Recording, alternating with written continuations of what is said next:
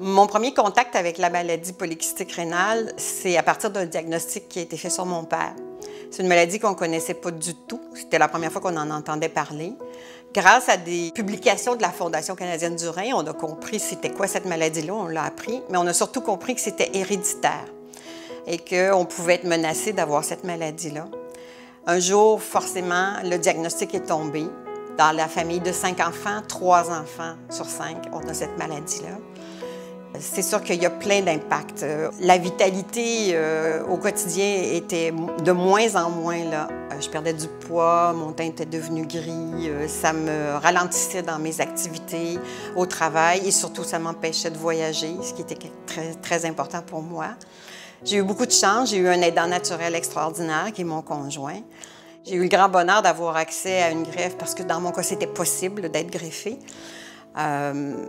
Je l'ai eu après une trentaine d'années de mon diagnostic et après 5 ans et demi d'attente, dont 3 ans et demi de dialyse. Pour moi, les dons d'organes, c'est une cause très importante. C'est aussi la raison pour laquelle j'ai décidé de m'impliquer auprès de la Fondation. Je participe à plusieurs activités de sensibilisation, de partage d'expériences aussi.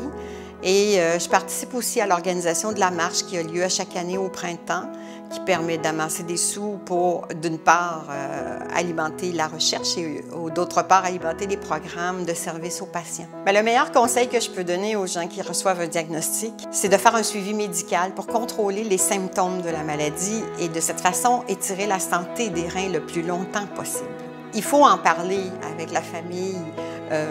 Mon fils, qui est maintenant papa, a aussi des enfants. Alors, c'est sûr qu'on est préoccupé par la santé de ces enfants-là en se disant, est-ce qu'ils auront aussi la maladie polykystique? Donc, il faut en parler, il faut se préparer et au moment où ça arrivera, on aura le support nécessaire et on saura où on s'en va.